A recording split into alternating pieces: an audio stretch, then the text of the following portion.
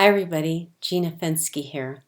Last week I talked about 11 different ways that I use in my life, like tools, to help me cope during very difficult times. And we are now in week 6 of the coronavirus pandemic, and these tools have come in pretty handy.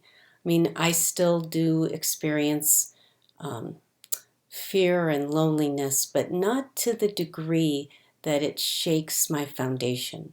And so I'm really experiencing how these tools that I've been working on for 27 years, and yes, it's been that long, seem to be helping me stay feeling stable and grounded and reasonably calm and not as fearful as I thought I would be. So, the first one I'd like to talk about is eating healthy foods and drinking plenty of water and what that looks like in my life. But before I do that, I kind of want to back up and I want to talk about how I learned to eat healthfully. I actually give the credit to my mom. When I grew up in a very large Italian family, my grandparents are from Sicily and Naples, and there was always plenty of food and plenty of wine to drink. And there was always a reason to be together, to eat, to enjoy each other's company. I really did equate food with love.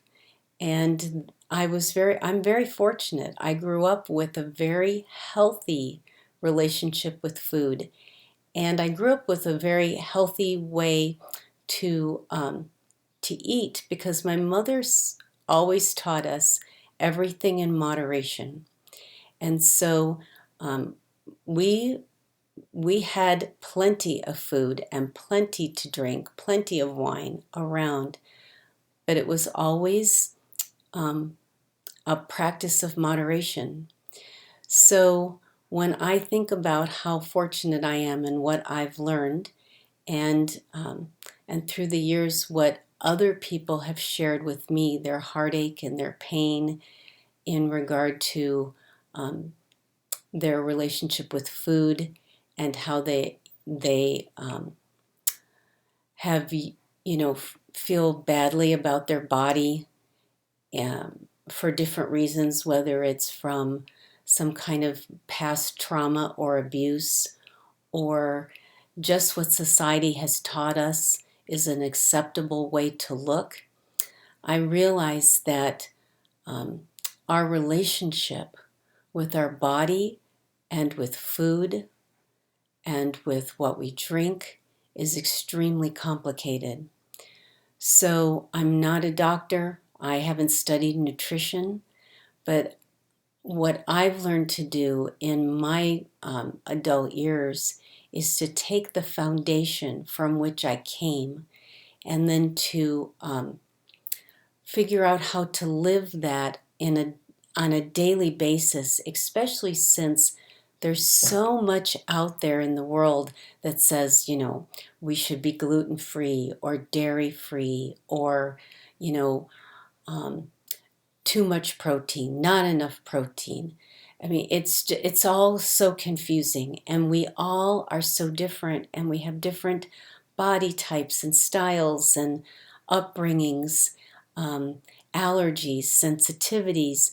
There is no such thing as one size fits all in this arena.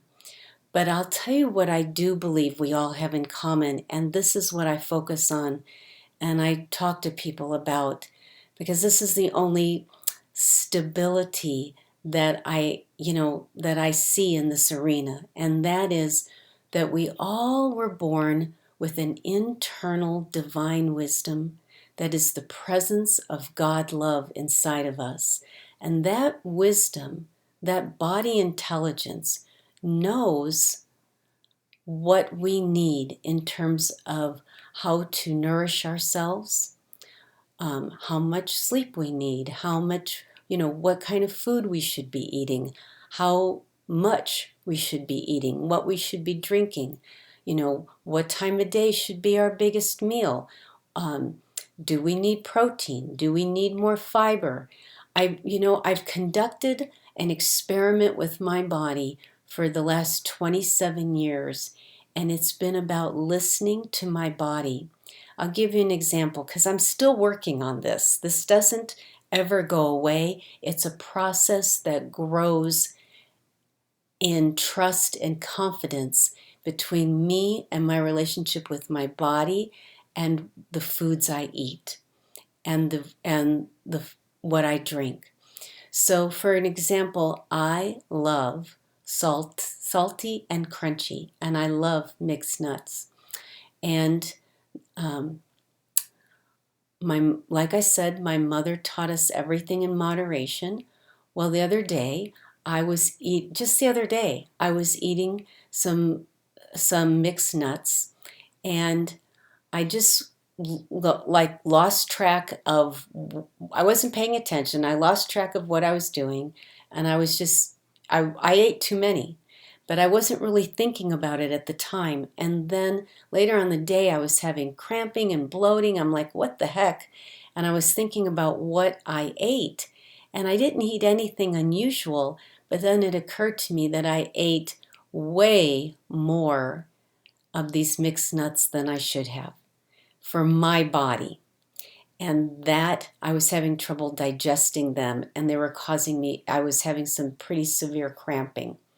So I'm still in the process of learning, but what I'm excited about and excited to share with you is that every single one of us, we know we have within us the divine intelligence to guide us through a healthy eating practice.